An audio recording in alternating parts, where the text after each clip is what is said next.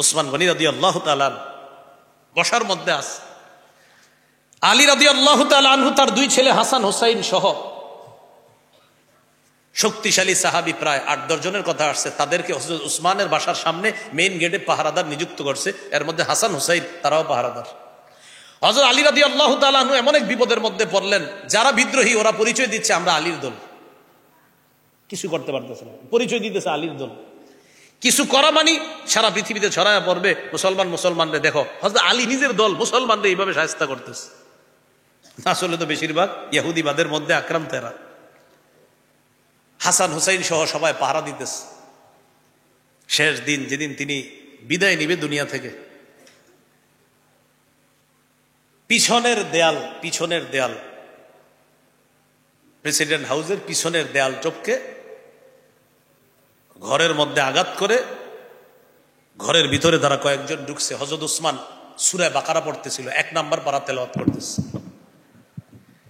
১ number পারার ২০ নম্বর পৃষ্ঠা, হাফিজি কোরআন মাজিদ অনুযায়ী এই পৃষ্ঠাটা উনি পড়তেছে। ওই মুহূর্তে বিদ্রোহীরা আইসা যখন প্রথম আঘাতটা করছে, স্ত্রী নায়লা আঘাতটা এইভাবে প্রতিহত করছে, হাতের কবজি সহ হাতটা পড়ে গেছে। ওসমান গনি রাদিয়াল্লাহু তাআলা আনহু ওই দিন শেষের দিনের হালাত আর কি আপনার কিছু কিছু তারিখের কিতাবে লেখছে। স্ত্রী স্বামীকে বলতেছে, আমি আপনার জন্য চেষ্টা করছিলাম, কোনোভাবে যদি ১ ফোঁটা পানি আনতে পারতাম, আমি ব্যবস্থা করতে পারিনি। হযরত উসমান সেদিন বলেছিলেন, আমি রোজা রাখার নিয়ত করছি। কয় রোজা মানি? খানা তো এমনিও নাই অমনিও নাই, এই জন্য আজকে রোজাই রাখার নিয়ত করে ফেলছি। রোজা রাখার নিয়ত কেন করলেন হঠাৎ সিয়ামের? বলতেছে, একটু ঘুম আসছিল চোখে, স্বপ্নে দেখলাম নবীজির সাথে ইফতার করতেছে। অনেক সহজ সরল একজন সাহাবী ছিলেন হযরত উসমান, খুব লাজুক সাহাবী ছিলেন। নবীজি একদিন ঘরে বসা, আবু বকর বসা, ওমর বসা, দরজা আইসা হযরত উসমান এইভাবে নক করছিল। জিবরিল আমিন আইসা বলতেছে, হুজুর দরজায় উসমান। নবীজি তার পা মুবারক ঢেকে ফেলছে, পায়ের পাতা তো দেখা যায়, পায়ের পাতা ডাকছে। আবু বকরকে বলতেছে, আবু বকর পায়ের পাতা ঢাকো। ওমর রাদিয়াল্লাহু তাআলা আনহু বলেন, ওমর পায়ের পাতা ঢাকো। হুজুর কেন? উসমান আসতেছে। উসমানের এত লজ্জা, কারো পায়ের পাতা দেখবে, এটাও হযরত উসমান লজ্জায় দেখতে পারে না। আল্লাহ হযরত উসমানের লাজুকতা পছন্দ করে। তাড়াতাড়ি তাড়াতাড়ি নিজেদেরকে একটু নিয়ন্ত্রণ করে সুন্দরভাবে ঢেকে ঢুকে বসো। এইভাবে আপনার নবীজি সহ সবাই এইভাবে খুব শালীনতার সাথে বসতেছে, মানে বুঝাইতেছে উসমানের এত লজ্জা, আমাদেরকে আইসা যেন একটু সুন্দরভাবে দেখে যে আমরা সুন্দরভাবে পরিপাটি হয়ে বসে আছি। এই সহজ সরল সাহাবী কোরআন তেলাওয়াত করতেছে সূরা বাকারা। বিদ্রোহীরা যখন আঘাতটা করছে, এই আঘাতের প্রথম রক্তের ফোঁটাটা সূরা বাকারার ১৩৭ নম্বর আয়াতের উপর পড়ছে। ওই আয়াতটা হলো ফাসায়াকফিকাহুমুল্লাহ। ওসমান তাদের বিরুদ্ধে তোমার জন্য আল্লাহ যথেষ্ট। আয়াতের অনুবাদ, এটা আয়াতের অনুবাদ। টাকা পয়সা থাকলে তাশখন্দের লাইব্রেরি এখনো আছে, তাশখন্দ। এই তাশখন্দের লাইব্রেরিতে গেলে হযরত উসমানের সে রক্তের চিহ্ন মাখা কোরআনের সেই আয়াত আর ওই কপিটা এখনো সচক্ষে দেখে আসতে পারে। হযরত উসমান গনি রাদিয়াল্লাহু, আমার নিয়ত আছে একটা জীবনে, এটা একটা নিয়ত আছে, আমি এই কোরআনটা দেখবো, আপনাদের কাছে দোয়া আছে আল্লাহ যেন ব্যবস্থা করে দেয়। এটা একটা নিয়ত অন্যতম, পৃথিবীতে যা যা দেখবো এটা একটা। ওসমান গনি রাদিয়াল্লাহু তাআলা আনহু শহীদ হয়ে গেলেন। এই জায়গায় অনেক আলেমদের ব্যাখ্যা হলো, কিয়ামতের ময়দানে শাহাদাতের সাক্ষী দিবে বিভিন্ন অঙ্গ তরবারি, কারো সাক্ষী দিবে আপনার বিভিন্ন অঙ্গ প্রত্যঙ্গ তরবারি, বিভিন্ন ভাবে বিভিন্ন সাক্ষী হবে। অনেক আলেমের অভিমত হযরত উসমানের শাহাদাতের সাক্ষী আল্লাহর কোরআন দিবে। ওসমান গনি রাদিয়াল্লাহু তাআলা আনহু শহীদ হলেন। এবার একটু আমার সাথে বলেন ৩৫ হিজরির ১৭ অথবা ১৮ জিলহজ মুসলমানদের একতা নষ্ট হয়ে গেল। আবার ৩৫ হিজরির ১৭ বা ১৮ জিলহজ হযরত উসমান শাহাদাতের মাধ্যমে মুসলমানদের একতা ইহুদিরা নষ্ট করে দিল। কি বুঝে আসছে সবার? ৩৫ হিজরির ১৭ বা ১৮ জিলহজ। এবার একতা নষ্ট হইল কিভাবে একটু দেখেন। হযরত উসমান গনি শহীদ হওয়ার আগে আলী, তলহা, জুবায়ের, আয়েশা, মুআবিয়া রাদিয়াল্লাহু আনহুম আজমাইন সবাই কিন্তু কেউ কারো বিরুদ্ধে না, সবাই এক। হযরত উসমান যখন শহীদ হলেন, বিদ্রোহীরা বুঝতে পারলো ঘটনা যা ঘটার ঘটে গেছে, উসমানের শাহাদাতের ব্যাপারে এখন আওয়াজ উঠবে, হত্যার বিচার চাই। বিদ্রোহীরা বুঝতে পারলো বিচার হলে তো আমাদেরই বিচার করা হবে, এখন আমাদের পছন্দনীয় একজন শাসক বসাইতে হবে। হযরত আলীর কাছে তারা গেল, গিয়ে বলল আপনি শাসক হবেন। হযরত আলী বললেন দাউনি ওয়ালতামিসু গায়রি, আমাকে ছাড়ো, অন্য কাউরে খোঁজো, আমি একজন সাধারণের মতো থাকবো তোমাদের সাথে, অন্য কোনো শাসক বানাও। ইবনে সাবা হুমকি দিল, আপনি যদি খলিফা না হন, জোর করে আমাদের মধ্যে কেউ খলিফা হবে আর রক্তের বন্যা আরো বসায়া দিব, আপনি খলিফা না হলে ফিতনা আরো কাকে বলে সব দেখাবো, এখন আপনি কোনটা গ্রহণ করবেন। হযরত আলী চিন্তিত হয়ে গেলেন, এই মুহূর্তে যদি হযরত আলী খলিফা না হয় এরা ফিতনা আরো করবে, মুসলমানদেরকে ঢালাওভাবে তারা রক্তপাত করার প্ল্যান করে নামছে। হযরত আলী মুসলমানদের রক্ত খেলা যেন বন্ধ হয়, এই চিন্তা তিনি খলিফা হওয়ার জন্য নিজের পক্ষ থেকে সিদ্ধান্ত স্থির করলেন। 2 নাম্বার আরেকটা বিষয় চিন্তা করলেন, আমি যদি খলিফা না হই, এদের মধ্যে কেউ খলিফা হয়ে যেতে পারে, তাহলে বিদ্রোহীদের হাতে চলে যাবে। 3 নাম্বার চিন্তা করলেন, কোনো মতে খেলাফতটা সামলাই, তারপর ওদের বিচার করব। আলেমরা বলেন হযরতে আলীর এই চিন্তা একদম সঠিক ছিল। ওনার চিন্তা কি ছিল? হ্যাঁ, ওই মুহূর্তে বিচক্ষণতার সাথে, ধৈর্যের সাথে, নরম মাথায়, একদম নরম চিন্তার সাথে উনি খেলাফত গ্রহণ করে খেলাফতটা সামাল দিয়ে তারপর বিচার করা, এটাই ছিল সঠিক। কিন্তু আবেগ তো মুসলমানদের, অন্যান্য মুসলমানরা হযরত উসমানের শাহাদাত মেনে নিতে পারলো না। এর মধ্যে তলহা, জুবাইর রাদিয়াল্লাহু আনহুমা, তারা মদিনা থেকে চলে গেল মক্কার দিকে। আম্মাজান মক্কায় হজ শেষ করে মদিনার দিকে ফিরতেছে, পথিমধ্যে জানতে পারলেন হযরত উসমান শহীদ হয়ে গেছে। আম্মাজান মদিনার পথ পরিহার করে আবার চলে গেলেন মক্কায়। তলহা, জুবাইর রাদিয়াল্লাহু আনহুমা মদিনা থেকে মক্কায় গিয়ে আম্মাজানের সাথে সাক্ষাৎ করলেন। আম্মাজান, ঘটনা তো আসলেই ঘটে গেছে, হযরত উসমানকে শহীদ করে দেওয়া হয়েছে। আম্মাজান বললেন এখন কি অবস্থা? বলতেছে হযরত আলী খলিফা হয়েছে। বিচার করছে উসমান হত্যার? আম্মাজানই বলতেছে না, বিচার তো এখনো হয় নাই। আম্মাজান বললেন না, আলীর হাতে আমি বায়াত হব না। বাস ফাটল শুরু হয়ে গেল। আম্মাজান বললেন বায়াত হব না, আলীর খেলাফত আমি মেনে নিব না, তবে হ্যাঁ মেনে নিব আগে ওসমান হত্যার বিচার হবে, তারপর খেলাফত মেনে নিব। আর হযরত আলীর কথা হলো আগে খেলাফতটা সামলাই, পরে বিচার করি। আর আম্মাজানের দাবি হলো না, আগে বিচার পরে খেলাফত। দামেস্কের আমিরে মুআবিয়াও আওয়াজ তুললেন, আগে বিচার পরে খেলাফত। মতভেদটা বুঝেন, হযরত আলীর কথা আগে খেলাফত পরে বিচার। আম্মাজান আর মুআবিয়া রাদিয়াল্লাহু আনহুমা, তলহা, জুবাইর, তাদের কথা না, আগে বিচার পরে খেলাফত। এই যে মুসলমানের একতা নষ্ট হয়ে গেল। একদল মুসলমান কি বলতেছে? খেলাফত আগে পরে বিচার। আর একদল মুসলমান বলতেছে না, বিচার আগে খেলাফত পরে। শুরু হয়ে গেল ফাটল, মুসলমানদের দলাদলি শুরু হয়ে গেল। আল্লাহ বলেন ফাতাফশালু ওয়া তাযহাবা রিহুকুম, যদি ঝগড়া করো তোমাদের শক্তি খর্ব হয়ে যাবে, তোমরা দুর্বল হয়ে যাবা। আম্মাজান বললেন উসমানকে শহীদ করার প্ল্যান হয়েছে কোত্থেকে? বলল বসরা থেকে। মনে আসেনি? ইয়ামান, মদিনা অন্তে বের করে দেওয়ার পর গেছে কই? বসরা। আম্মাজান বললেন তাই, তারপর কুফা, এই 2 জায়গা থেকে বেশি হয়েছে আম্মাজান, সর্বশেষ মিশর থেকে। আম্মাজান বললেন উসমান হত্যার প্ল্যান হয়েছে যেখান থেকে, হত্যার বদলার প্ল্যান হবে সেখান থেকে, চলো বসরায়। আম্মাজান মক্কা থেকে রওনা করলেন বসরায়। আমিরে মুআবিয়া উসমান হত্যার বিচারের দাবিতে দামেস্ক থেকে তিনিও রওনা করলেন বসরায়, আম্মাজানের সাথে সাক্ষাৎ করবে। আলী রাদিয়াল্লাহু তাআলা আনহু জানলেন তার শাশুড়ি আয়েশা সিদ্দিকা রাদিয়াল্লাহু তাআলা আনহা উসমান হত্যার বিচার দাবিতে তিনি চলে গেছেন বসরায়। হযরত আলী রাদিয়াল্লাহু তাআলা তড়িৎগড়ি করে সমাধান করার জন্য তিনিও রওনা করলেন বসরায়। আমিরে মুআবিয়া কোথায় আসতেছে? বলেন বসরা। আম্মাজান কোথায় যাচ্ছে? হযরত আলী কোথায় যাচ্ছে? হযরত আলী যখন বসরা রওনা করছে, এখন আলী রাদিয়াল্লাহু তাআলার দলের অনুসারী ওই যে সাবাই গোষ্ঠী, এদের কয়েকজন চিন্তা করলো ওখানে গিয়ে আবার কি না হয় কে জানে, আমরাও যাই কয়েকজন সাথে। রওনা করছে। আর হযরত আলী কিছু বলতে পারে না, কারণ দলের নাম কি? শিয়ানে আলী। বসরায় গেছে, যাওয়ার পর আম্মাজান আর আমিরে মুআবিয়ার সাথে আলী রাদিয়াল্লাহু তাআলা আনহুর বৈঠক হয়েছে। আম্মাজান সোজা প্রস্তাব দিছে, আপনি খলিফা হয়েছেন আলহামদুলিল্লাহ, সমস্যা নাই, আগে বিচার চাই, পরে আপনার হাতে আমরা বায়াত হব, মুআবিয়াও আপনার খেলাফত মেনে নিবে, আমিও মেনে নিব, বাকি আগে উসমান হত্যার বিচার হতে হবে, আপনিই খলিফা, কিন্তু আপনি মদিনা যাওয়ার পর প্রথমে উসমান হত্যার বিচার করবেন, তারপর আমরা আপনাকে মেনে নিব। আমিরে মুআবিয়া বললেন, আম্মাজানও বললেন। মজার ব্যাপার কি, হযরত আলী এই বিষয়টা রাজি হয়ে গেছে। সুবহানাল্লাহ। মুসলমানরা খুশি, আমাদের মধ্যে কোনো রক্তপাত হবে না, ঝগড়া হবে না, স্বেচ্ছায় সবাই খুশি। আজকে রাতে এখানে অবস্থান করব, ইনশাআল্লাহ কালকে হযরত আলী রওনা করবে মদিনায়। ইবনে সাবা বলতেছে যা করার আজ রাত্রেই করতে হবে, আজকে রাতের মধ্যে কিছু ঘটাইতে হবে। আব্দুল্লাহ ইবনে সাবা একজনকে দায়িত্ব দিল, আজকে রাতের অন্ধকারে আম্মাজান যেই তাবুতে ঘুমাবে আয়েশা সিদ্দিকা রাদিয়াল্লাহু তাআলা আনহা, ওই তাবুতে তুমি হামলা করবা। তোমার হামলার পরে আম্মাজানের তাবুর লোকেরা সন্দেহ করবে হযরত আলীকে। মুয়াবিয়ার তাবুতেও হামলা হবে, ওই দলের লোকেরাও সন্দেহ করবে হযরত আলীকে। সন্দেহের পর দুই দলের মাঝে ঝগড়া হবে, আর এই ঝগড়া আমি চাই। আব্দুল্লাহ ইবনে সাবা বলে দিল, রাতের বেলা আম্মাজানের তাবুর উপর হামলা হলো, আমির মুআবিয়ার তাবুর উপর হামলা হলো, শুরু হয়ে গেল। কারণ দুই মুসলমানদেরকেই সন্দেহ করতেছে।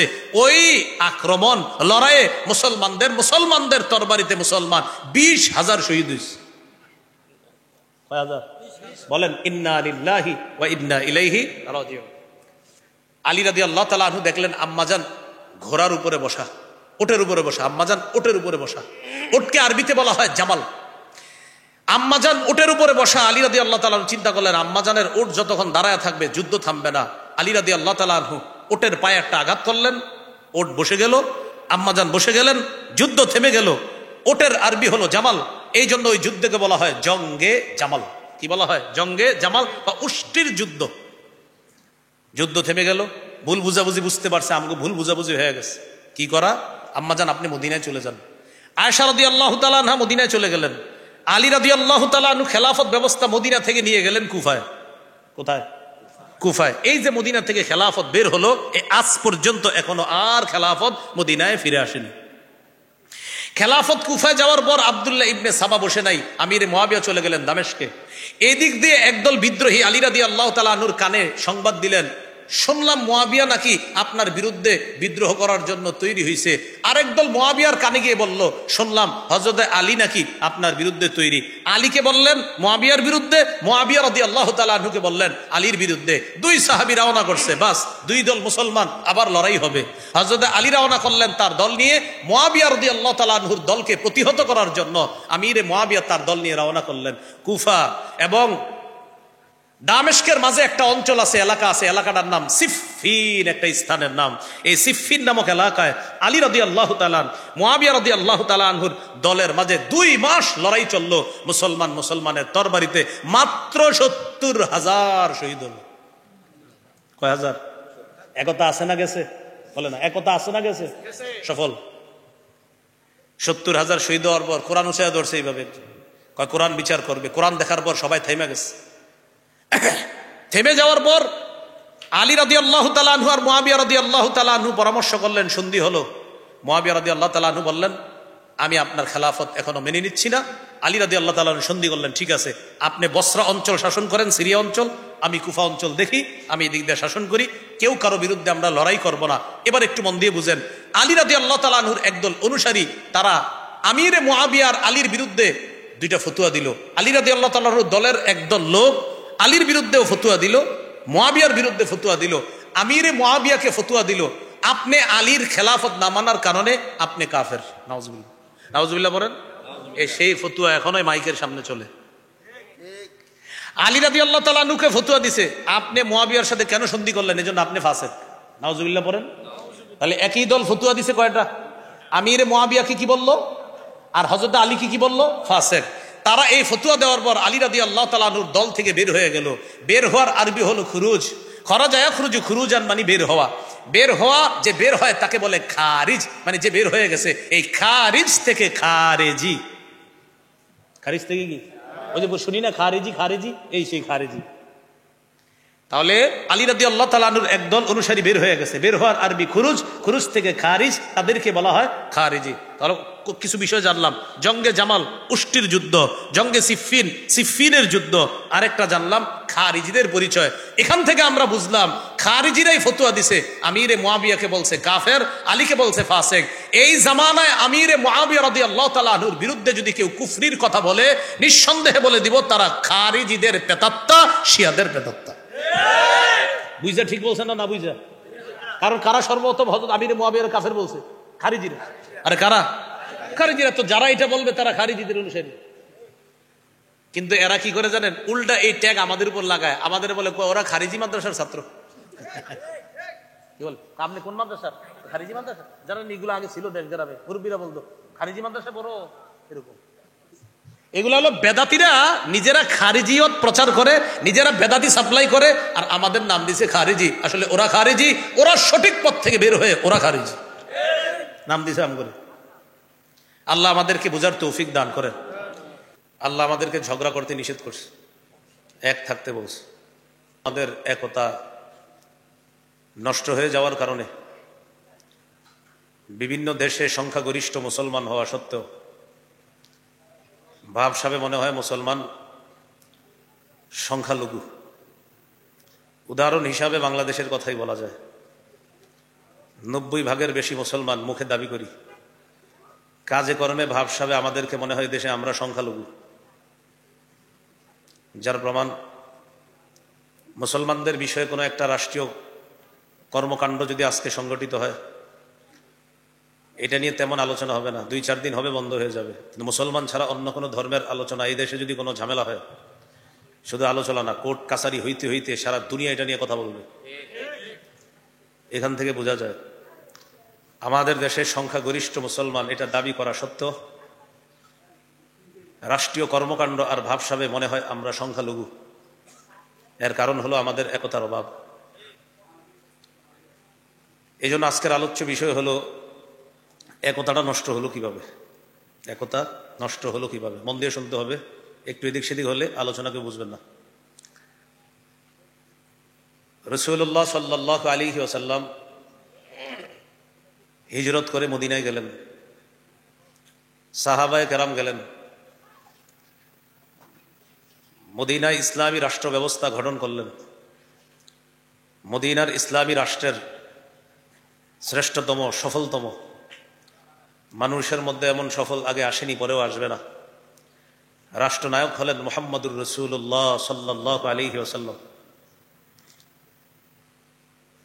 মদিনায় বসবাসরত ইহুদিদের সাথে রাসূলুল্লাহ সাল্লাল্লাহু আলাইহি ওয়াসাল্লাম একটি শান্তি চুক্তি করলেন। বসবাস হিসাবে তোমরা আমাদের প্রতিবেশী, আমরা তোমাদের প্রতিবেশী, তোমরাও বসবাস করতে হবে, আমরাও বসবাস করতে হবে। তোমাদের উপর যদি কোনো বিপদ আসে, আমরা তোমাদের পক্ষ হয়ে তোমাদের পাশে দাঁড়াবো। আমাদের উপর কোনো বিপদ আসলে তোমরা আমাদের পক্ষ হয়ে আমাদের পাশে দাঁড়াবে। চুক্তি ইহুদিরা মেনে নিল। ইহুদিরা প্রথম এই চুক্তি মেনে নিল। কিছুকাল যাওয়ার পর ইহুদিরা বুঝতে পারল রাসূলুল্লাহ সাল্লাল্লাহু আলাইহি ওয়াসাল্লামের জনপ্রিয়তা শুধু মক্কা মদিনা আরব উপদ্বীপের মধ্যে সীমাবদ্ধ নয়।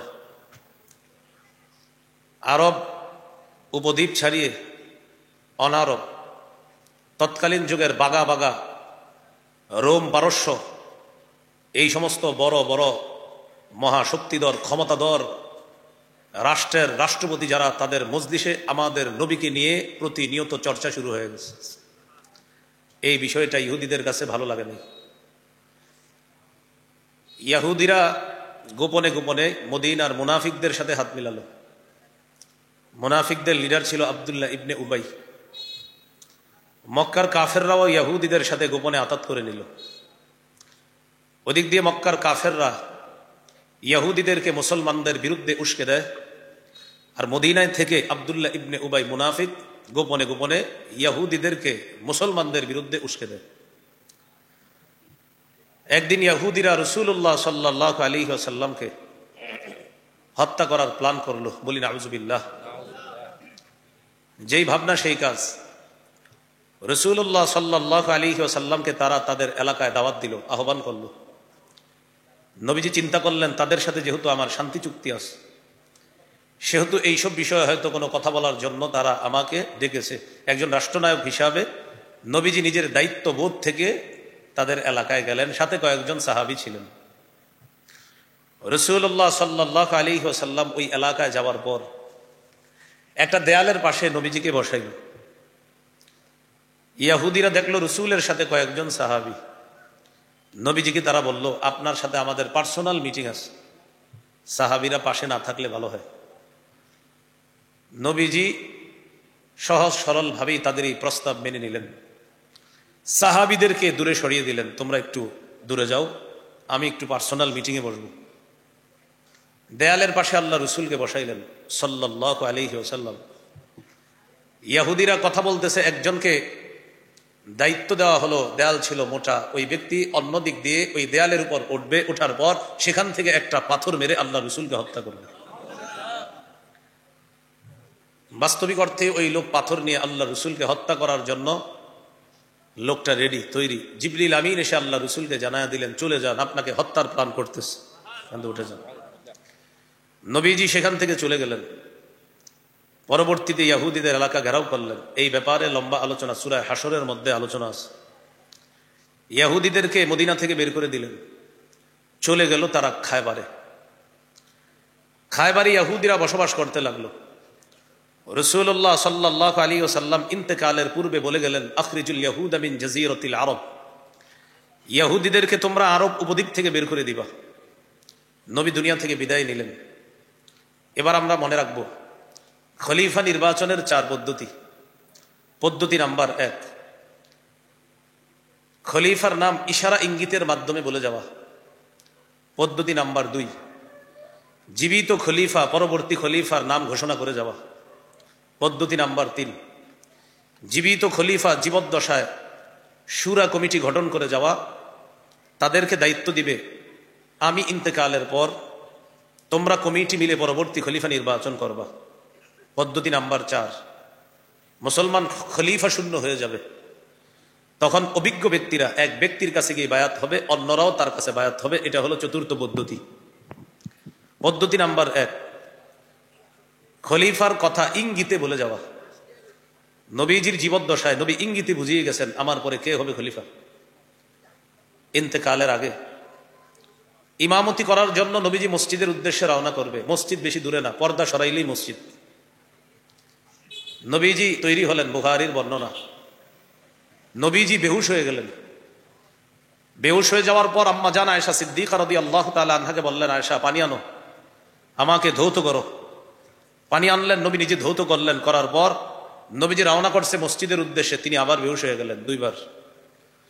হুশ ফিরে আসার পর বললেন, আয়েশা পানি আনো। পানি আনলেন। আনার পর আবার নিজেকে নবীজি প্রস্তুত করলেন, বেহুশি ভাব দূর করলেন, আবার দাঁড়ালেন মসজিদে যাওয়ার জন্য, আবার বেহুশ হয়ে গেলেন। 3য় বার বেহুশ হওয়ার পর হুশ ফিরে আসার পর বললেন, আয়েশা পানি আনো।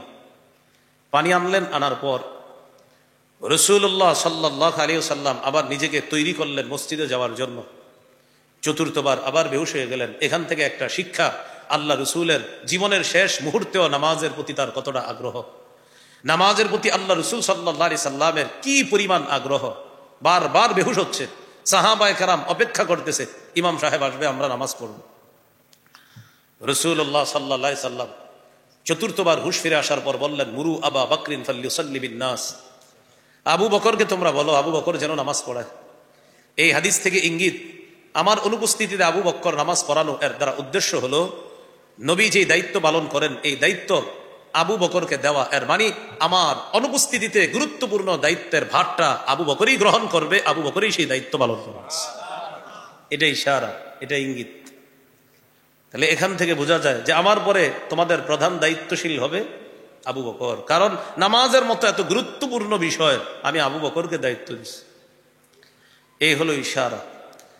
আর এক হাদিসে রাসূল সাল্লাল্লাহু আলাইহি সাল্লাম স্পষ্ট বলেই দিয়েছে, ফাকতাদু বিল্লাযাইনি মিন বাদি আবি বকর ওয়া উমর, আমি না থাকলে আমার পর তোমরা অনুসরণ করবা 2 জনের, আবু বকর এবং ওমরের। বিভিন্ন হাদিস দ্বারাও বোঝা যায় যে আমার পরে অনুসরণীয় ব্যক্তি হবে প্রথমে আবু বকর, পরে ওমর। হাদিস যারা পড়াশোনা করেন সেখানে পাবেন, আমি আবু বকর ওমর। খরাজা রাসূলুল্লাহ ওয়া আবু বকর ওয়া উমর, দাখালা রাসূলুল্লাহ ওয়া আবু বকর ওয়া উমর, সাইদা রাসূলুল্লাহ ওয়া আবু বকর ওয়া উমর। আবু বকর ওমর বের হয়েছে, নবীজি আবু বকর ওমর প্রবেশ করেছে, নবীজি আবু বকর ওমর পাহাড়ে চড়েছে, নবীজি আবু বকর ওমর ওই জায়গায় বসেছে। পৃথিবীর বিভিন্ন কাজে নবীজি করেছেন, আবু বকর আছে, ওমর আছে। বাস্তবিক অর্থে হযরত ওমর যখন ইন্তেকাল করলেন, ইবনে মাজার বর্ণনা, সাহাবী ওমর ফারুক রাদিয়াল্লাহু তাআলা আনহু লাশের সামনে দাঁড়িয়ে বললেন, ওমর, এই পৃথিবীতে কতবার এই ঘটনার সাক্ষী হয়েছি যে নবী আবু বকর ওমর, নবী আবু বকর ওমর। আজকেও সিদ্ধান্ত হয়ে গিয়েছে ওমর আপনার কবরটাও হবে নবী আবু বকর, আর ওই তাদের পাশেই হবে আপনার কবর। পরের জগৎটাও নবী, আবু বকর, ওমর একসাথেই থাকবেন। ইশারা, ইঙ্গিত যে আমার পরে দায়িত্বশীল হবে আবু বকর, প্রধান দায়িত্বশীল। এই হলো খলিফা নির্বাচনের প্রথম পদ্ধতি। আবু বকর সিদ্দিক রাদিয়াল্লাহু তাআলা আনহুর হাতে ওমর ফারুক রাদিয়াল্লাহু তাআলা আনহু বায়াত হলেন। সব সাহাবীরা একে একে বায়াত হতে লাগলেন, খলিফা হয়ে গেলেন। প্রথম খলিফা বিদায় নিলেন। ইতিমধ্যে ইহুদিরা একটা বিষয় গভীরভাবে তারা চিন্তা করতে লাগলো, খুব গুরুত্ব দিয়ে কথাটা শুনেন। আচ্ছা, মুসলমানদের জয় জয়কর অবস্থার পিছনে কি রহস্য? 313 জনের সাথে সশস্ত্র 1000 বাহিনী পারে না। বদরের যুদ্ধে মুসলমানদের সংখ্যা 313 জন, 70টা ওট, 2টা ঘোড়া, 8টা ভোতা তরবারি, তেমন ধারালো তরবারিও না, মোটামুটি মানের তরবারি। এই 8 তরবারি নিয়ে, 2 ঘোড়া, 70টি ওট নিয়ে সশস্ত্র 1000 বাহিনীর বিরুদ্ধে এই ছোট্ট বাহিনীকে আল্লাহ বিজয় দান করছে। ইহুদিরা চিন্তিত, ঘটনা কি? এদের বিজয়ের কি কারণ, কি রহস্য? 60,000-এর বিরুদ্ধে বিজয় দান করছে। এই রহস্য খুঁজে, ঘটনা কি? আর্মানিয়ার প্রেসিডেন্ট মাহমান 80,000 সৈন্য তার আশেপাশে, খালিদ ইবনুল ওলীদ 10 জন নিয়ে 80,000-এর বিরুদ্ধে আল্লাহ বিজয় দান করছে। রহস্য কি? মুসলমান এত পারে কেন? ইহুদিরা চিন্তিত। ইহুদিরা চিন্তা করতে করতে একটা বিষয় বের করছে, মুসলমানদের এই জয় জয়কর অবস্থার পিছনে অন্যতম এক কারণ হলো একতা। বলেন কি? একতা। তাহলে আজকের আলোচনার মূল জায়গা পেয়ে গেলাম, একতা।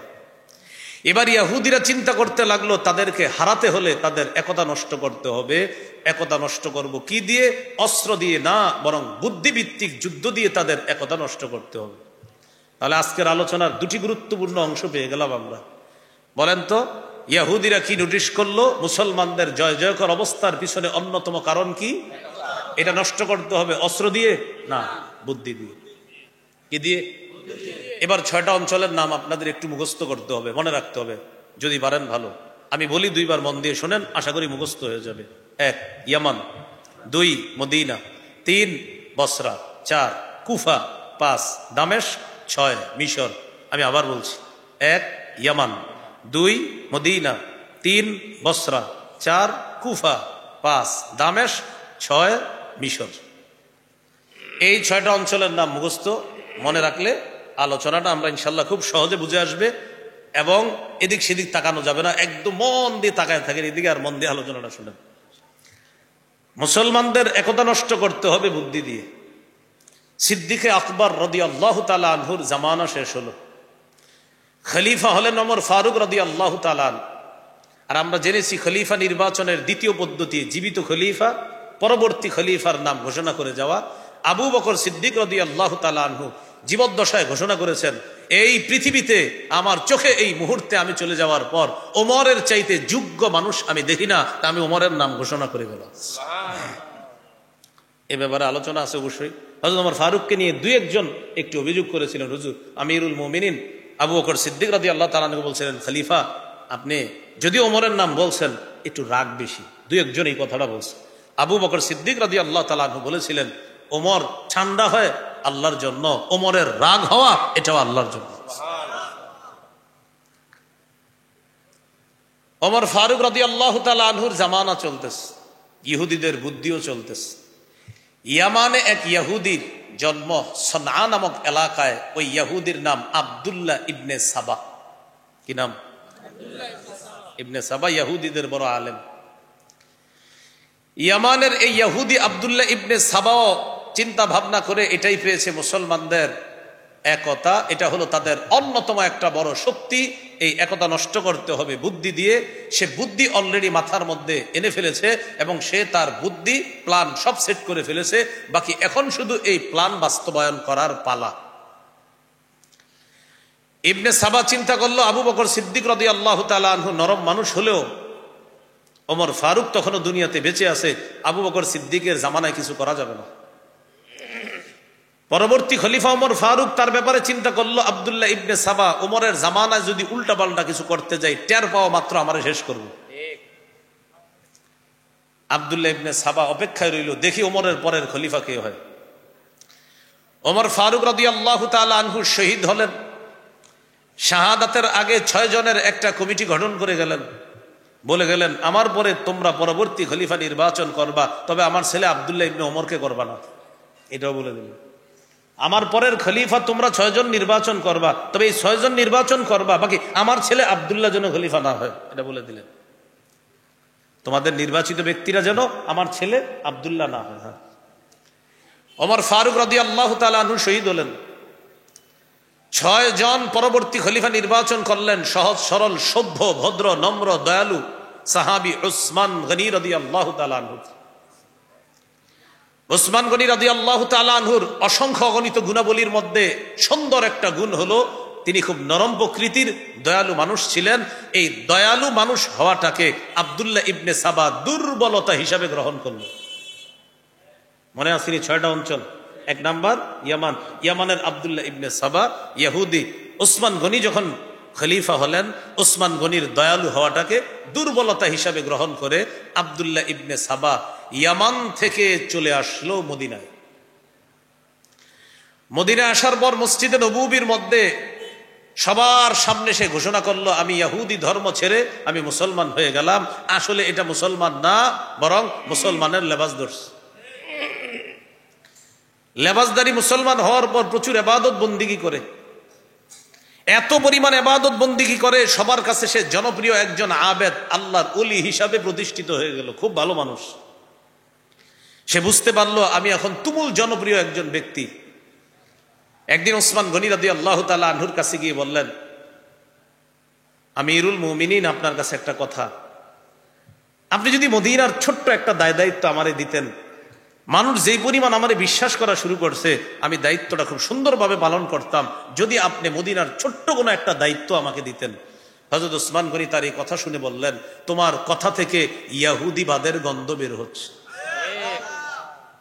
কি বের হচ্ছে? গন্ধ বের হচ্ছে। নবীজির সাহাবীদের দিল কি পরিমাণ সাফ থাকলে কত সহজে বুঝে ফেলছে।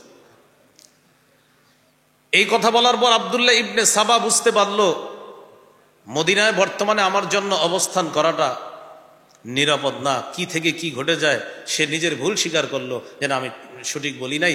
সে মদিনা থেকে চলে গেল মক্কায়। মক্কায় গিয়ে ইবাদত বন্দিগি করে, এর মধ্যে মক্কার মানুষের কাছে একটা কথা ছড়িয়ে দিতে লাগলো। তার সর্বপ্রথম কথা মানুষকে যেটা বলার পর একতা নষ্টের পিছনে তার প্রথম বুলেটটা সে ছাড়লো গিয়ে মক্কায়। কি বলে দেখেন?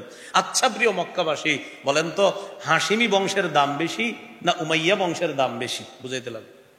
হাশিমি বংশ আমার নবীর বংশ, পৃথিবীর শ্রেষ্ঠ বংশ হবে, কারণ নবীর বংশ। আচ্ছা বলেন আপনারা হাশিমি বংশের দাম বেশি না উমাইয়া বংশের দাম বেশি? মক্কার জনগণকে জিজ্ঞাসা করলো। মক্কার সহজ সরল মুসলমান সাহাবীরা বলতে লাগলেন নিঃসন্দেহে হাশিমি বংশের দাম বেশি। এবার বলল আলী রাদিয়াল্লাহু তাআলা আনহু কোন বংশের? তো তারা বলল হাশিমি বংশের। আচ্ছা হযরত উসমান কোন বংশের? বলল উমাইয়া বংশের। আলীর মতো এমন যোগ্য একজন মানুষ, শ্রেষ্ঠ বংশের আলী বেঁচে থাকতে উমাইয়া বংশের উসমান কিভাবে খলিফা হয়? এটা কোনো কথা? প্রথমে কেমনে বুঝাই নিছে দেখছেনি, মাইন্ডটা সেট আপ করছে কিভাবে। যেমন বললো হাশিমি বংশের দাম বেশি না উমাইয়া, তো বলতেছে হাশিমি। আচ্ছা আলীর কত জ্ঞান, মাশাআল্লাহ সব ঠিক আছে। পরে বলতেছে হযরত আলী কার জামাতা? ফাতেমা রাদিয়াল্লাহু তাআলা আনহার জামাতা। হযরত আলী কার বাবা? হাসান হুসাইনের বাবা। হযরত আলী কার কন্যার জামাতা? মুহাম্মদুর রাসূলুল্লাহ সাল্লাল্লাহু আলাইহি সাল্লামের কন্যার জামাতা। আচ্ছা হযরত আলী নবীর সম্পর্কে কি হয়? চাচাতো ভাই হয়। এতগুলা যোগ্যতার অধিকারী আলী দুনিয়াতে বেঁচে থাকতে ওসমান কিভাবে খলিফা হয়? প্রথম টোপটা দিল মক্কায়। এই কথা বলার পর কিছু সহজ সরল মুসলমান বলতে মনে করতে লাগলো ঠিকই তো, যেটা আপনারাও আমি যদি একটু বুঝাই তখন কবেন হ্যাঁ হুজুর ঠিকই কইছেন। আমি যদি এটা না বলে আপনাদেরকে বলতাম, অনেকে বলতেন ঠিকই তো। যেমন যারা বেদাত সাপ্লাই করে মাইকের সামনে বসে, এই বেদাতিরা প্রথম 10 মিনিট আপনারে সুন্দরভাবে আপনার মাইন্ড এমনভাবে সেট করবে, তখন বল মাথা লড়াইবেন এভাবে হ হ, এরপরেই বেদাতটা সাপ্লাই করবে। সহজে নিয়ে নেয় বেদাত। যেমন বেদাতিরা বেদাত করার আগে বুঝাইব হযরত আলী আল্লাহু আকবার, আল্লাহ রাসূল সাল্লাল্লাহু আলাইহি সাল্লামের কন্যার জামাতা, আল্লাহু আকবার। তা আমরা তো স্বীকার করি এটা। নবীজির মেয়ের জামাতা, আল্লাহু আকবার। নবীজির কলিজার টুকরার জামাতা, জান্নাতের রমণীদের সর্দারনির জামাতা, জান্নাতের যুবকদের সর্দার হাসান হুসাইনের বাবা, এইগুলা আপনারা সুন্দরভাবে বলার পরে বলবে যে হযরত আলী আর মুয়াবিয়ার মধ্যে কিছু একটা হয়েছে, এটা কি জানেন? তখন আপনারা বলবে, এটা বলার পর বলবে সুতরাং মুয়াবিয়া কাফের। নাউজুবিল্লাহ, জোরে বলেন নাউজুবিল্লাহ। এইভাবে দুর্বল দুর্বল কথা বইলা মুসলমানদের মাইন্ড সেট আপ দিয়ে আল্লাহ রসুলের একজন জান্নাতি সাহাবীরে জাতির সামনে কাফের বলে বলে। এটা হলো বেদাতীদের একটা নিয়ম। বেদাতীদের এই নিয়মটা ঐতিহ্যগতভাবে পাওয়া, যেই পাওয়াটা তারা পেয়েছে আব্দুল্লাহ ইবনে সাবার তৈরি করা শিয়া সম্প্রদায় থেকে। ঐতিহ্যগত এই ধারাটা বর্তমান যুগের বেদাতীরা পেয়েছে। এখন অনেক বেদাতি মনে মনে বলবে, হুজুর এটা কারে বলছে? বেদাতিরই বলছি না। আপনি বেদাতি কিনা বলেন, যদি বলেন হ তো আপনারই বলছি। আমি কি বলছি অমুকে বেদাতি? কিন্তু বেদাতি মনে করতেছে এটা মনে হয় আমারই কই, তো আপনি বেদাতি হলে তো আপনারই কই। আমাদের এটা একটা সমস্যা। আল্লাহ আমাদেরকে বোঝার তৌফিক দান করেন। আব্দুল্লাহ ইবনে সাবা কিভাবে বুঝাই ফেললো? মক্কার কিছু সহজ সরল মুসলমান বলল, আলীর মতো এমন যোগ্য একজন ব্যক্তি বেঁচে থাকতে, ওসমানের মতো একজন ব্যক্তি শাসক হওয়া, এই একটা প্যাচ তাদের মধ্যে লাগায়া আব্দুল্লাহ ইবনে সাবা আবার মদিনায় আসছে। মদিনায় আসার পর আব্দুল্লাহ ইবনে সাবা হযরত আলীর সাথে একদিন সাক্ষাৎ করছে। আলী রাদিয়াল্লাহু তাআলা আনহুর সাথে সাক্ষাৎ করে আব্দুল্লাহ ইবনে সাবা বলতে লাগলো, আপনার মতো এমন যোগ্য, বিচক্ষণ, এত বড় একজন আলেম, আল্লাহ রাসূল সাল্লাল্লাহু আলাইহি সাল্লামের জ্ঞানের যে ভান্ডার সেটা আপনার কাছেও আছে। হযরত আলী, ফাতেমার জামাতা আপনি, আপনার মতো এমন একজন যোগ্য লোক থাকতে ওসমান গনিকে যে আমি মানি না এমন না, বাকি আপনি তো বেশি যোগ্য। হযরত আলী বলে ফেললেন, তোমার কথা থেকে ইহুদিবাদের গন্ধ বের হচ্ছে। সাহাবীরা শত্রু চিনতে সমস্যা করে নাই। আব্দুল্লাহ ইবনে সাবা বুঝতে পারছে আলী রাদিয়াল্লাহু তাআলা আনহুর সাথে সরাসরি কথা না বইলা প্রচার করতে হবে, আলীর দল, এরকম একটা প্রচার করতে হবে। ইবনে সাবা মদিনায় আসছে। আসার পর হযরত ওসমান গনি রাদিয়াল্লাহু তাআলা আনহুকে দুইটা কথা বারবার বলতে লাগতেছে। এক নাম্বার, ওসমান আপনার মধ্যে স্বজন প্রীতির একটা গন্ধ পাওয়া যায়। নাউজুবিল্লাহ বলেন। এটা নতুন আরেক কথা, স্বজন প্রীতি। বলেন কি স্বজন প্রীতি? মানি আপনি মুসলমানদের রাষ্ট্রীয় সম্পদ এটা বাইতুল মাল থেকে নিয়ে আপনার আত্মীয় স্বজনদের মাঝে আপনি বন্টন করেন। চিল্লা নাউজুবিল্লাহ পড়েন। একটা অভিযোগ করলো। আর একটা অভিযোগ আছে আপনার বিরুদ্ধে। কি? আপনি কম বয়সী সাহাবীদেরকে দায়িত্ব দেন বিভিন্ন জায়গার, এটা আপনি ঠিক করেন নাই। 3 নাম্বার আরেকটা অভিযোগ আছে আপনার বিরুদ্ধে বড়। কি? মারওয়ান ইবনুল হাকামকে আপনি মক্কা মদিনায় ঢুকতে বাধা দেন না। 4 নাম্বার আরেকটা ভয়ঙ্কর অভিযোগ আপনার বিরুদ্ধে, সেটা হলো আফ্রিকা বিজেতা আব্দুল্লাহ ইবনে সাদকে আপনি এত পুরস্কার দেওয়া ঠিক হয় নাই। হযরত ওসমান গনি সহজ সরল দয়ালু ভদ্র সাহাবী চিন্তা করলেন এটা তো ফিতনা করবে। তিনি ফিতনা পছন্দ করতেন না, তাকে মদিনা থেকে বের করে দিলেন। মদিনা থেকে বের করে দেওয়ার পর, ভাই একটু মাইকের আওয়াজ কমায় দেন, কমায় দেন মাইকম্যান ভাই, একটু কমায় দেন আওয়াজ। হ্যাঁ, মদিনা থেকে বের করে দেওয়ার পর আব্দুল্লাহ ইবনে সাবা চলে গেল বসরা। মনে আসেনি 6 অঞ্চল? ইয়ামান থেকে আসলো মদিনা, এবার মদিনা থেকে গেল বসরা। বসরায় গিয়ে আব্দুল্লাহ ইবনে সাবা জনগণকে বুঝাইতে লাগে, আপনাদের জনমত তৈরি করতে আসছি। আলীর মতো এমন একজন যোগ্য ব্যক্তি দুনিয়াতে বেঁচে থাকতে হযরত ওসমান খলিফা হওয়া এটা কোনো মতেই মানা যায় না। এই দলের নাম দিল শিয়ানে আলী, মানে আলীর দল। সেখান থেকেই শিয়া নাম হলো শিয়ানে আলী, মানে আলীর দল। এই আলীর দলের আরবি হলো শিয়ানে আলী, সেখান থেকেই শিয়া সম্প্রদায় বর্তমান যাদেরকে আমরা বলি শিয়া। এই শিয়া সম্প্রদায়ের প্রতিষ্ঠাতার নাম মনে রাখবেন, একজন ইহুদি আব্দুল্লাহ ইবনে সাবা। বলতে পারেন হুজুর এই ইতিহাস আপনি কি আপনাদের লেখা ইতিহাস থেকে বলতেছেন? না, শিয়াদের লেখা থেকেও আপনাদেরকে আমি ইতিহাস দেখাবো। শিয়ারা লেখছে, মানে শিয়াদের কিতাবেও আছে এই কথা যে এই দলের আবিষ্কারক আব্দুল্লাহ ইবনে সাবা। শিয়াদের কিতাবে আছে, আমাদের কিতাবে তো আছেই। কাদের কিতাবে আছে? শিয়া। হ্যাঁ, শিয়াদের কিতাবেও আছে। বসরায় যাওয়ার পর জনগণকে দুর্বল কথাগুলা বইলা তার পক্ষে কিছু জনমত তৈরি করে ফেলছে। আব্দুল্লাহ ইবনে সাবা হযরতে আলীর পক্ষে বড় একটা দল তৈরি করছে, যেটা হযরত আলী নিজেও জানে না। বসরার গভর্নর টের পাইছে একটা লোক ফিতনা ছড়াইতেছে, ইহুদি ধর্ম থেকে ইসলাম গ্রহণ করছে, এখন ফিতনা ছড়াচ্ছে এলাকায়। বসরার গভর্নর তাকে বের করে দিল, চলে গেল কুফায়। কুফায় যাওয়ার পর হযরত আলী রাদিয়াল্লাহু তাআলা আনহুর পক্ষে বিশাল বড় একটা জনমত তৈরি করে ফেললো আব্দুল্লাহ ইবনে সাবা। বসরায় মোটামুটি জনগণ তৈরি করছে, আর কুফায় বিশাল এক বাহিনী তৈরি করছে। এই বাহিনী তৈরি করার পর কুফার গভর্নর জানতে পারলো ইহুদি ধর্ম থেকে ইসলাম ধর্ম গ্রহণ করেছে বলে এক লোক প্রচার করে, আর এই লোক হযরত উসমানের বিরুদ্ধে আলী রাদিয়াল্লাহু তাআলা আনহুর পক্ষের লোক বলে নিজেকে পরিচয় দিয়ে আলীর পক্ষে জনমত তৈরি করে হযরত উসমানের খেলাফতের বিরুদ্ধে এই লোকটা বড় ষড়যন্ত্র চালাইতেছে। কুফার গভর্নর তাকে বের করে দিল কুফা থেকে, চলে গেল দামেস্কে, সিরিয়ার দামেস্ক। ইয়ামান থেকে মদিনা, মদিনা থেকে বসরা, বসরা থেকে কুফা, কুফা থেকে দামেস্ক। দামেস্কের তৎকালীন গভর্নরের নামটা একটু মনে রাখেন, আমিরে মুআবিয়া রাদিয়াল্লাহু তাআলা। আমিরে মুআবিয়া এমন একজন শাসকের নাম, সারা পৃথিবীতে যারা তীক্ষ্ণ বুদ্ধির অধিকারী ব্যক্তি ছিলেন, শাসক ছিলেন, তাদের মধ্যে অন্যতম একজন শাসকের নাম আমিরে মুআবিয়া রাদিয়াল্লাহু তাআলা।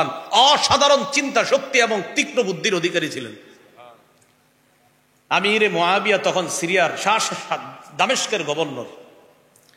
একটু এই কথাটা মন দিয়ে শোনেন, এই জায়গায় ইন্টারেস্টিং দুইটা ঘটনা ঘটছে। এই লোক দামেস্কে যাওয়ার পর চিন্তিত, এই জায়গায় কি ওসমানের বিরুদ্ধে কাজ চালামু? দামেস্কে অনেক সাহাবীরা আছে, এদের মধ্যে কাজ করা তো সহজ হবে না। সে মুসলমান পরিচয় দিয়ে ইবাদত বন্দিগি করে লম্বা সময় চলে যাওয়ার পর একদিন সে নিজেকে বুঝতে পারলো আমি অনেক জনপ্রিয় একজন ব্যক্তি। নবীজির সাহাবী আবু দারদা রাদিয়াল্লাহু তাআলা আনহুর সাথে সে সাক্ষাৎ করলো। আবু দারদা রাদিয়াল্লাহু তাআলা আনহুকে বলল, আপনার সাথে একটা গুরুত্বপূর্ণ কথা আছে। সাহাবী আবু দারদা বললেন, কি কথা? আপনি তো মাশাআল্লাহ অনেক ভালো মানুষ, মুসলমান হয়েছেন, সারাক্ষণ ইবাদত বন্দেগী করেন, আল্লাহ ছাড়া কিছুই বুঝেন না, কি বলবেন বলেন? বলতেছে, মানে আমার মনে হচ্ছে আর কি, বলতেছে ওসমানকে আমি অস্বীকার করি না, কিন্তু ওসমান খলিফা ঠিক আছে, কিন্তু আপনার কি মনে হয় না হযরত ওসমানের চেয়ে যোগ্য হযরতে আলী? নবীর সাহাবী আবু দারদা বললেন, আপনার ভিতর থেকে ইহুদিবাদ এখনো যায়নি। আপনার ভিতর থেকে ইহুদিবাদ এখনো যায় নাই। আমি জানেন ইতিহাসের এই অংশগুলো অবাক হই, সাহাবীরা কেমনে, একজন তো আরেকজনের সাথে দেখাও হয় নাই, একের পরে কিভাবে বলে দিতেছে। টেলিফোনেরও তো ব্যবস্থা ছিল না, কিন্তু দেখেন বলতেছে আপনার কথায় তো এখন ইহুদিবাদের গন্ধ রয়ে গেছে, আপনারা বলে মুসলমান হয়েছেন। আব্দুল্লাহ ইবনে সাবা বুঝতে পারছে এইখানে বেশি কথা বলা যাবে না। ইবনে সাবা লম্বা সময় চুপচাপ থাকলো। অনেক দিন পর আরেক সাহাবীর সাথে সাক্ষাৎ, উবাদা ইবনুস সামিত রাদিয়াল্লাহু তাআলা। উবাদা ইবনুস সামিত রাদিয়াল্লাহু তাআলা আনহুকে বলল, আপনার সাথে একটা কথা বলতে চাই। কি কথা? উবাদা ইবনুস সামিত রাদিয়াল্লাহু তাআলা আনহু বললেন, আপনার অনেক আলোচনা শুনি, মাশাআল্লাহ আপনি মুসলমান হইছেন, অনেক ইবাদত বন্দেগী করেন, কি বলবেন বলেন। উবাদা ইবনুস সামিত কই কথা বলল, যেটা আবু দারদা রাদিয়াল্লাহু তাআলা আনহুকে বলল, আপনার কি মনে হয় না হযরতে ওসমানের চাইতে সবকিছুতে হযরত আলী এগিয়ে, বংশীয় ভাবে সবকিছুতে হযরত আলী এগিয়ে, এটা কি আপনার মনে হয় না? উবাদা ইবনে সামিত কিছু না বইলা এইভাবে হাতটা ধরছে, এইভাবে হাত ধরছে, মনে রাখবেন। হাত ধইরা কোনো জবাব না দিয়া সোজা দামেস্কের গভর্নর আমিরে মুআবিয়ার কাছে নিয়ে গেছে। চলো, আমিরে মুআবিয়া রাদিয়াল্লাহু তাআলা আনহুর কাছে নিয়ে এভাবে হাত ধরে বলতেছে, এরা আমার সন্দেহযুক্ত মনে হচ্ছে না, এরা আমার সুবিধাজনক মনে হচ্ছে না। কেন? একটু সন্দেহ লাগতেছে। কেন? মুসলমান হয়েছে, ইহুদি ধর্ম ছেড়ে ইসলাম গ্রহণ করছে, কিন্তু তার কথায় ইহুদিবাদের যথেষ্ট গন্ধ এখনো রয়ে গেছে। এই লোক বলে ওসমান রাদিয়াল্লাহু তাআলা আনহুর খেলাফতের বিরুদ্ধে মনে হয় কোনো ধরনের ষড়যন্ত্র করতেছে, তার কথার গন্ধ কিন্তু আমি ভালো পাচ্ছি না। গভর্নরকে জানানোর পর আমিরে মুআবিয়া বললেন, আমি কিছু বলতে চাই না, তুমি তাড়াতাড়ি দামেস্ক ছেড়ে চলে যাও। আব্দুল্লাহ ইবনে সাবা সিরিয়া দামেস্কে তেমন কোনো কাজ করতে পারে নাই, চলে গেল মিশর, ইয়ামান, মদিনা, বসরা, কুফা, দামেস্ক, মিশর, 6 নম্বর অঞ্চল। মিশরে যাওয়ার পর আব্দুল্লাহ ইবনে সাবা তার মিশন বাস্তবায়নের জন্য শ্রেষ্ঠ একটা জায়গা পেয়ে গেল, মিশরকে মিশন বাস্তবায়ন করার জন্য। ইবনে সাবা মিশরে প্রচুর পরিমাণ কাজ করছে। আমার একটা আলোচনা আছে, দেখবেন, ফিলিস্তিন ধ্বংসের ইতিহাস, বাইতুল মুকাদ্দাস ধ্বংসের ইতিহাস, লম্বা আলোচনা, কয়েক পর্বের আলোচনা। সেখানে আমি বলেছিলাম ফিলিস্তিন আর মিশররা, শিয়ারা কতদিন শাসন করেছিল এবং তারা কিভাবে মিশর এবং ফিলিস্তিন শুষে নিয়েছিল, এই আলোচনাটা আছে সেখানে। মিশর শিয়াদের দখলে ছিল কিভাবে, এই আলোচনা, লম্বা আলোচনা সেখানে আছে। আব্দুল্লাহ ইবনে সাবা মিশরে গিয়ে প্রচুর কাজ চালাইতে লাগলো।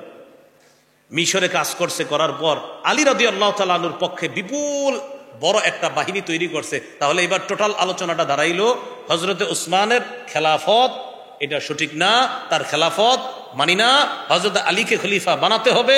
আমরা হলাম আলীর সৈনিক, মানে তাদের দলের পরিচয় হয়ে গেল শিয়ানে আলী, হযরত আলী রাদিয়াল্লাহু তাআলা আনহুর দল, যেটা হযরত আলী রাদিয়াল্লাহু তাআলা আনহু নিজেই জানে না। আব্দুল্লাহ ইবনে সাবা বিশাল বড় একটা বাহিনী নিয়ে আবার রওনা করলো মদিনায়। তাহলে মিশরে অনেক বড় দল, কুফায় আছে অনেকগুলা, বসরায় আছে, সকলকে নিয়ে প্রায় 4-5 হাজারের একটা বাহিনী নিয়ে রওনা করছে মদিনায়। আগে ছিল একা, এখন আসছে বিশাল এক বাহিনী নিয়ে।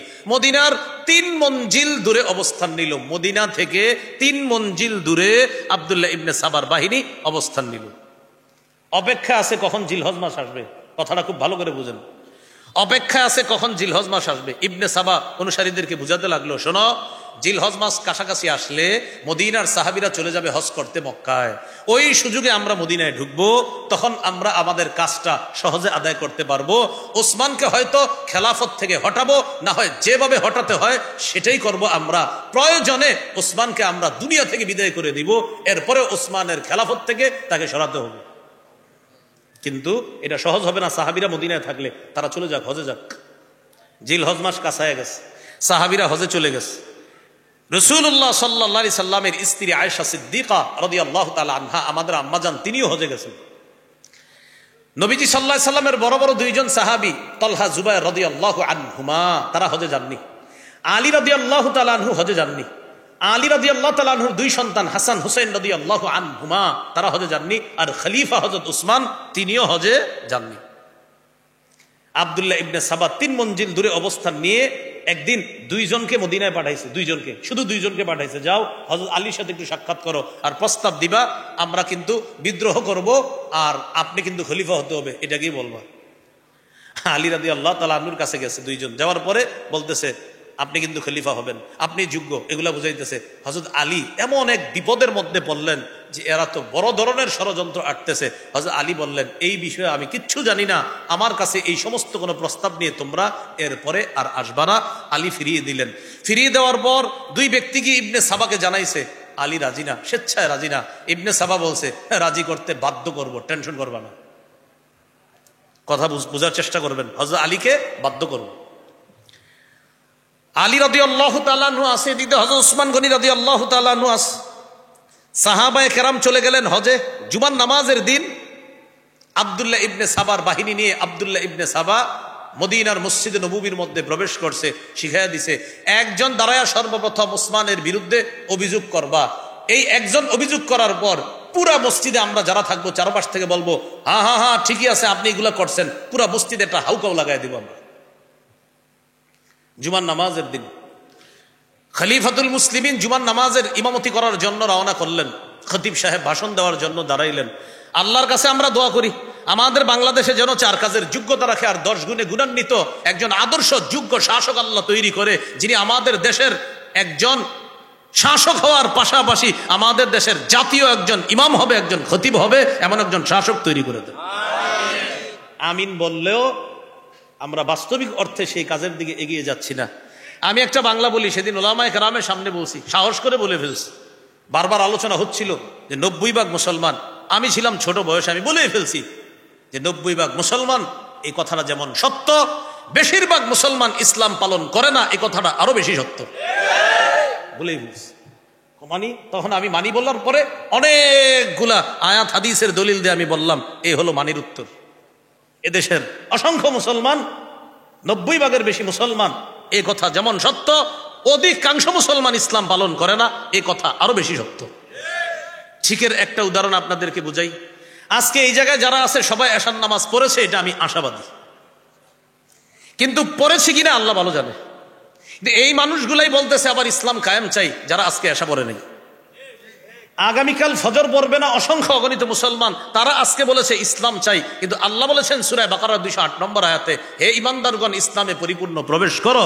আপনি তো পরিপূর্ণ প্রবেশ করেন নাই, তো আপনি কিভাবে চান ইসলাম? আল্লাহ বলেছেন তোমরা, আজকের খুতবায় যে দ্বিতীয় আয়াত যেটা তেলাওয়াত করছি, ওয়ালা তাহিনু, তোমরা চিন্তিত হও না, পেরেশান হও না, দুর্বল হও না।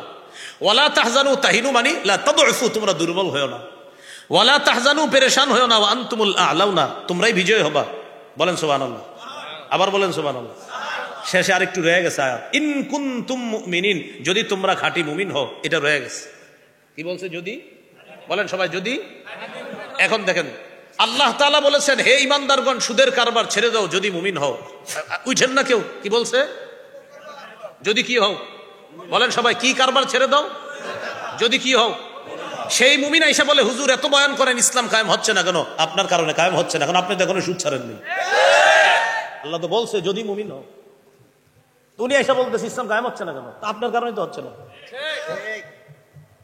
বলতেছে যদি কি হও, মুমিন হও। খতিব সাহেব জুমার নামাজে বয়ান করলো, ইন্নামাল খামরু আল মাইসিরু আল আনসাবু আল আজলাম, জুয়া, মদ, দেব দেবী, ভাগ্য নির্ণয়ক স্বর, এগুলা ইত্যাদি রিজসুম মিন আমালি শায়তান, শয়তানের কাজ, এগুলা নাপাক, ফাজতানিবুহু, এগুলা থেকে বেঁচে থাকো। নামাজের পর অনেকে বললো, হুজুর ইসলাম কায়েম হচ্ছে না কেন? এর মধ্যে অসংখ্য অগণিত লোক আছে যারা জুয়ার মধ্যে জড়িয়ে আছে। ওই ব্যক্তি বলতেছে, হুজুর ইসলাম কায়েম হচ্ছে না কেন? আল্লাহর কোরআনে বলতেছে, যদি মুমিন হও তাহলে তো তুমি জুয়া খেলতে পারো না, জুয়ার কাছেও তুমি যাইতে পারো না। আল্লাহ বলছে যদি মুমিন হও তো তোমরাই বিজয় হবা। আপনি বলছেন ইসলাম বিজয় হচ্ছে না কেন? আমি তো এখনো খাঁটি মুমিন হই নাই, কারণ আমি মুমিন আমি সুদ খাই, আমি মুমিন আমি জুয়া খেলি, আমি মুমিন আমি মদ খাই। আল্লাহ বলছে শর্ত, শর্ত যদি মুমিন হও বিজয় তোমরা হবা। তাহলে আমরা 90 ভাগের বেশি মুমিন, বলেন 90 ভাগের বেশি কি? যদি মুমিন না। আমরা 90 ভাগের বেশি মুমিন, কিন্তু যদি মুমিন হও যেটা সেটা না, মানে খাঁটি মুমিন না। আমরা 90 ভাগের বেশি মুমিন, খাঁটি মুমিন না। কারণ এই দেখেন, আজকে আমি বললাম ভাই আগামীকালের মধ্যে এলাকার সবাই সুদ ছেড়ে দেন, তাহলে ইনশাল্লাহ আপনাদেরকে নিয়ে একটা স্বপ্ন দেখবো, এখান থেকে যাওয়ার পরে বলবে হ্যাঁ সবকিছুই ঠিক ছিল, এটা আবার কি করল। আল্লাহ আমাদেরকে হেফাজত করেন। হ্যাঁ, আলোচনায় চলে যাই মূল অংশে। মসজিদের মধ্যে ঢুকছে, ঢুকার পর ওসমান গনি রাদিয়াল্লাহু তাআলা আনহু ভাষণ দিতে দাঁড়াইছে। একজন দাঁড়ায় বলল, আপনার বিরুদ্ধে 4টা বড় বড় অভিযোগ আছে। ওই যে যেই ঢোল আগে বাইরে গেছে আব্দুল্লাহ ইবনে সাবা। 1 নাম্বার, আপনি স্বজনপ্রীতি করেন। 2 নাম্বার, কম বয়সী সাহাবীকে আপনি গভর্নর বানান। 3 নাম্বার, আব্দুল্লাহ ইবনে সাদকে আফ্রিকা বিজেতা অনেক পুরস্কার দিয়েছেন। 4 নাম্বার, মারওয়ান ইবনুল হাকামকে মক্কা মদিনায় ঢুকতে আপনি বাধা দেন নাই। এই 4টা অপরাধ আপনার বিরুদ্ধে। পুরা মসজিদ হাউকাউ শুরু করলো, হ্যাঁ হ্যাঁ আপনার বিরুদ্ধে অভিযোগ। হযরত ওসমান বললেন, শান্ত হও, আমি অভিযোগের জবাব দিচ্ছি। কারণ এই ফিতনা চায় না। 1, তোমরা বলছো আমি স্বজনপ্রীতি করি, রাষ্ট্রীয় মাল থেকে আমি আমার আত্মীয় স্বজনদেরকে দান করি, এটা একটা মিথ্যা কথা।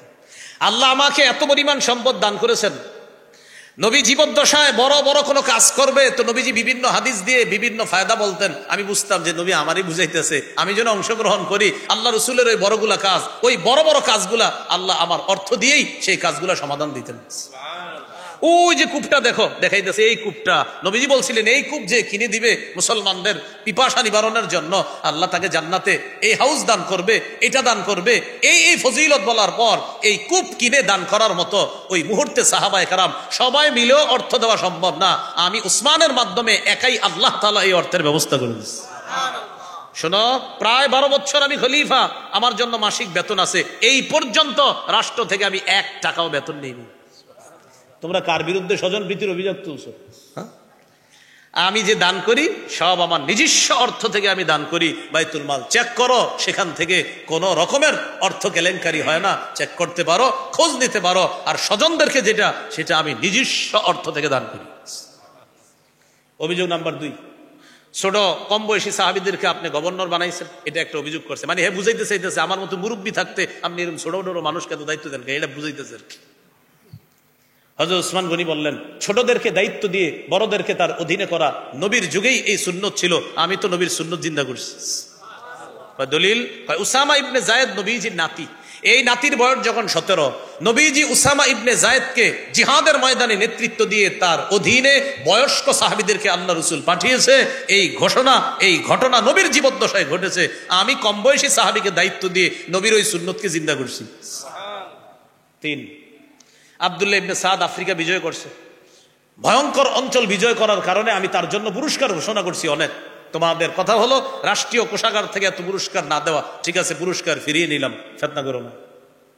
4, মারওয়ান ইবনুল হাকামকে আমি কেন বাধা দেই না? মারওয়ান একজন মুসলমান, আল্লাহ মুসলমানকে বাধা দিতে নিষেধ করছে। মক্কা মদিনা মুসলমানদের জন্য উন্মুক্ত, যেখানে আল্লাহ অনুমতি দিছে সেখানে আমি ওসমান বাধা দেওয়াকে।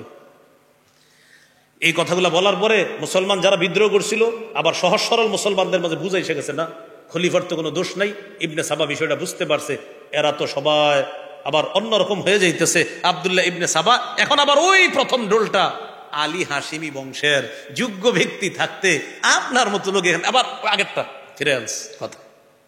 এটা বলার পর মসজিদের মধ্যে আবার হাউকা, কারণ তারা তো আগে প্ল্যান করে রাখছে আমরা যাই বলুক না কেন আমরা ফিতনা করব। হযরত ওসমান ফিতনা পছন্দ করতেন না, বেহুশ হয়ে গেলেন, দাঁড়ানো থেকে উনি বেহুশ হয়ে গেলেন মসজিদে। হুশ ফিরে আসছে, ওসমান গনি বাসায় গেলেন। বাসায় যাওয়ার পর বিদ্রোহীরা তার বাসা ঘেরাও করে ফেলছে।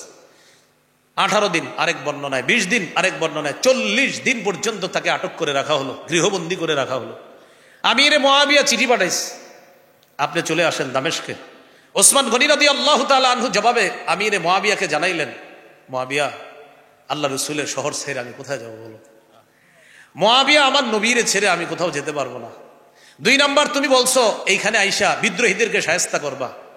বিদ্রোহীদেরকে শায়েস্তা করার সময় কিছু সহজ সরল মুসলমানের রক্ত ঝরবে, আমি চাই না উসমানের কারণে মুসলমানের শরীরে রক্ত ঝরুক। হযরত আমিরে মুআবিয়া 2টা প্রস্তাব দিছে। 1, ওদের বিরুদ্ধে আমি লড়াই করি। 2, আপনি দামেস্কে চলে আসেন। লড়াইয়ের বিষয় বললো, মুসলমানদের রক্ত ঝরবে, এটা আমি চাই না। আর দামেস্কে যাইতে বললা, নবীর শহরটা ছেড়ে আমি যাব না, আমার শহীদ করে দিলে যেন এখানেই করে দেওয়া হয়, আমি বাইরে যাব। 40 দিন পর্যন্ত ঘরে খাবার পানি যা ছিল শেষ হওয়ার পরে নতুন করে বাহির থেকে খাবারও যাইতে দেয় না, পানিও যেতে দেয় না। বাসা থেকে কূপটা দেখা যায়, যে কূপটা হযরত উসমানের টাকায় কেনা, ওই কূপের পানি সবাই পান করে, ওসমানের জন্য পানি যায় না।